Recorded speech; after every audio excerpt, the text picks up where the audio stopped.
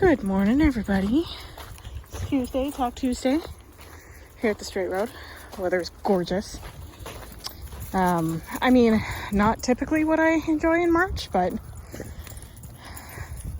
yes, I am one of those crazy winter-loving freaks. I love snowshoeing. Only been able to snowshoe once this entire winter. But it's March, so who knows? Anyways, head count 15? Yeah, 15. So we've got, whoa, thank you. Almost died.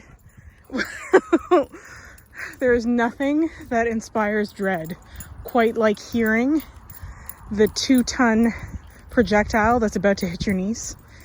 You know what I mean? Maybe you don't. Maybe that's good. Okay, anyway, we've got Tucker and Luna running around up there, and Maggie, Archie's, Rowan getting in on the action. Oh, Bailey's catching up. Cosmo, Stella's out there. We've got Kronk exploring the waterways. Hamish. We've got another Stella. We've got Iskra. Nova in front. Nova. I hope everybody enjoyed Nova's birthday loot yesterday. It was her first walk as a 5-year-old, so her people prepared some treats for everybody. Bailey. So thank you to Megan and Baxter for that. And then, oh God, this is gonna be so awkward to film. I can't twist all the way around. Also, what is my puppy doing? Rowan, could we leave the living foliage alone? Kronk, let's go. Good. Okay. Oh, there she is. Okay. Rosa, who was behind me, and Newton, who's still behind me. Sorry, I don't know if you actually saw him or mostly got my shoulder, but he's there. Yeah. Rowan. So spring tends to be my least favorite time of year, and that is the weather we're getting, even though it's not technically spring. Oh, wormy worms. Everybody wormying.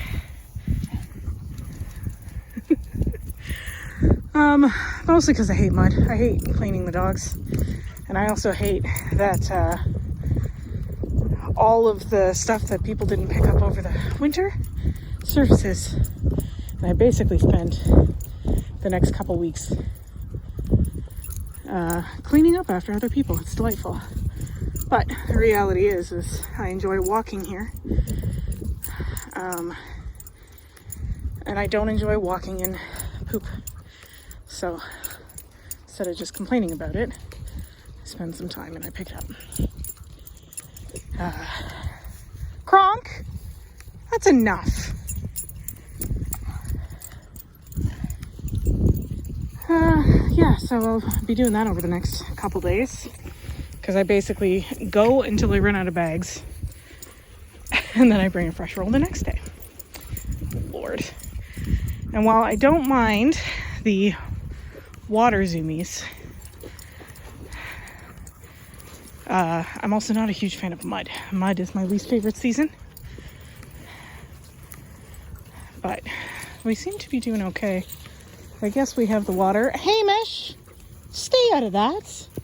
Truly. Hamish McBean! I trusted you today and I didn't put your pants on. Don't make me... Whoa! Terrifying. See, like, imagine that coming from your knees. Archibald! Absolutely not! Hamish! Double no! Whoa. Simmer. Luna! Thank you. And of course, seasonal effects to the dogs. They all lose their dang minds.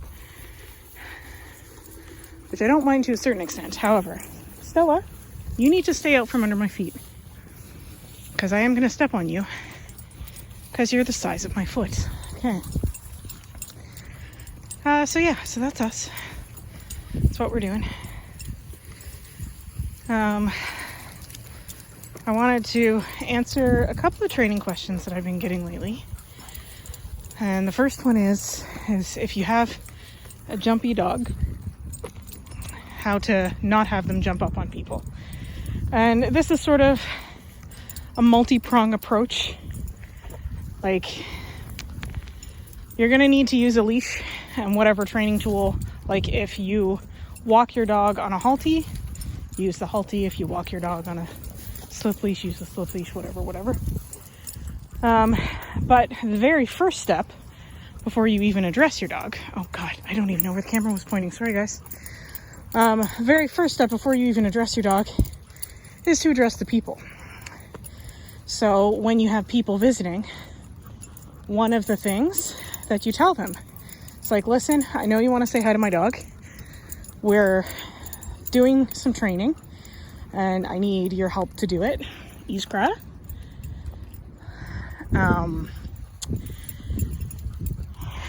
Just ignore the dog until they sit. That's it. So you walk in the house, dog is bombing all over the place. Don't do the cutesy voice. Don't do that. Don't do that. Just calmly walk in the house, talk to me, and completely ignore the dog until the dog sits. When the dog is sitting, say good job in a calm manner.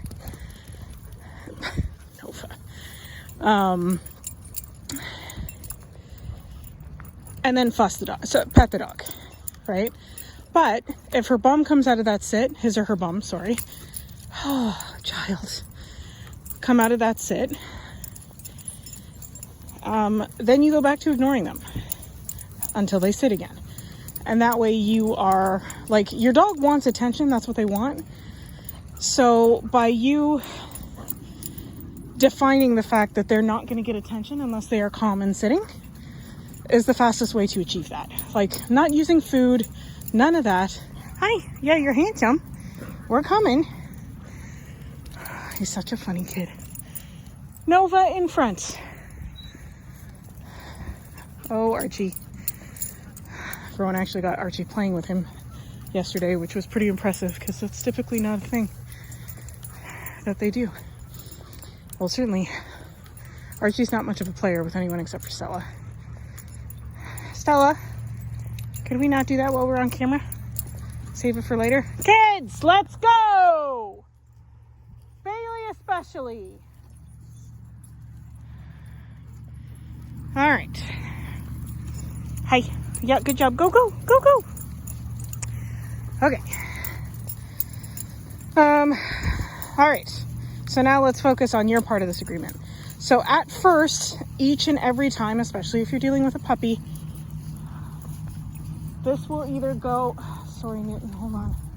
Get the terrorist out of you. There we go.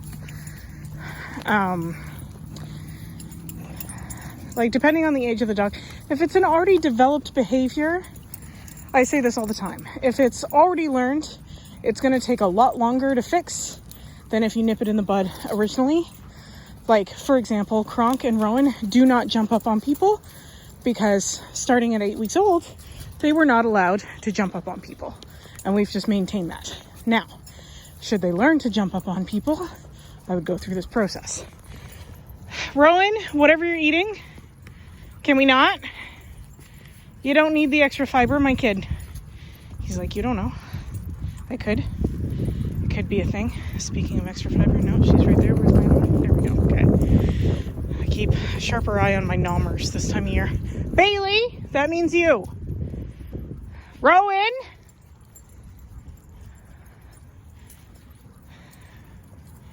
I see you, Archie, with your giraffe neck. Okay.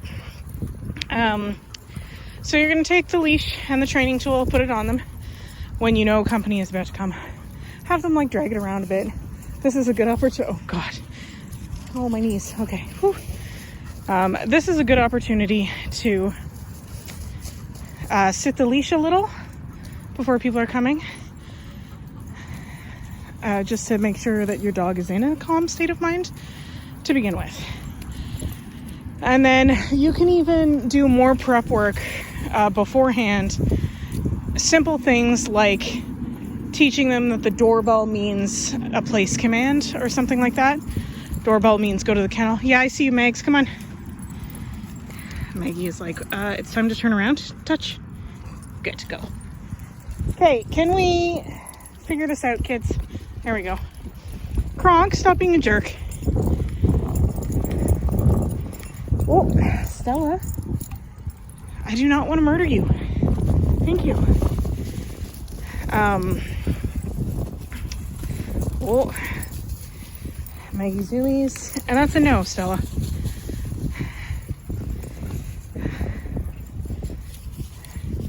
Where's my terrier? There he is, okay.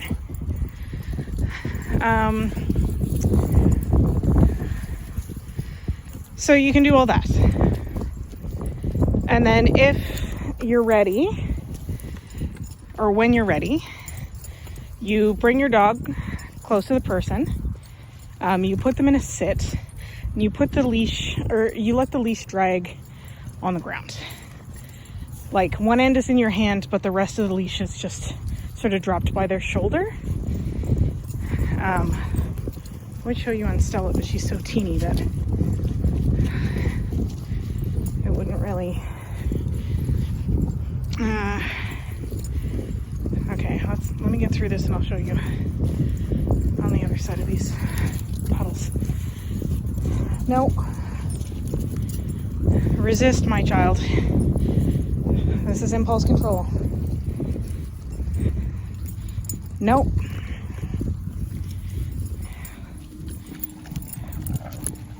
Nope. Good. Kronk, you gotta move on. Like, you're helpful in training, but seriously. Okay. Bailey! Can we know? Stop teaching my puppy bad things. Thank you. Okay. Iskra, what do you have? Okay, good girl. Sit. Good. And the leash isn't going to be long enough, but you'll get the idea. So you let the leash just kind of go beside her shoulder, and then you step on the lead. So imagine there's a leash under my foot. You step on the leash right by their shoulder. Hamish McBean, you can get a move on. Basically so that they cannot jump up, right? And it's a little bit different from sitting the leash, because sitting the leash typically you do in a down position. Kronk, get going. Thank you. Bailey, on this side. Rowan.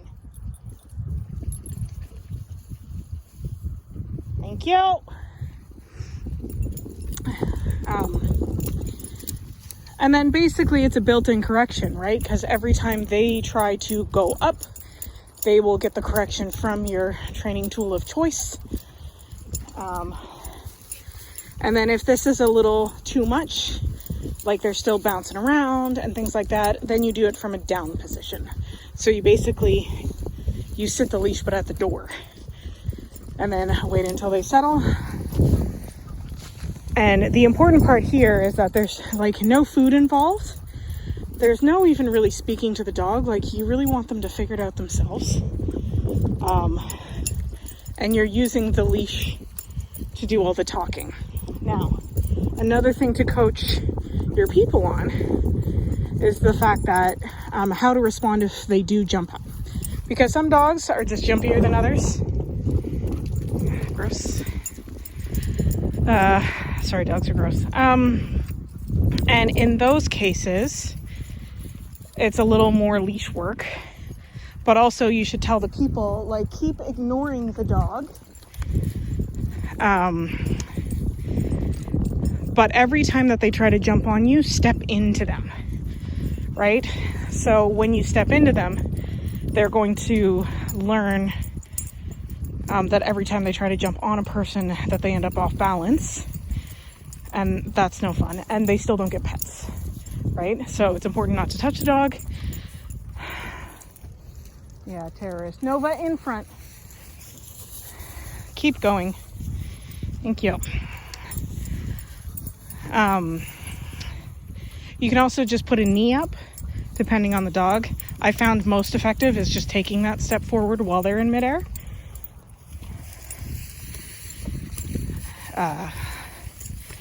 And yeah, just completely ignore them. Don't give them eye contact. Don't give them anything.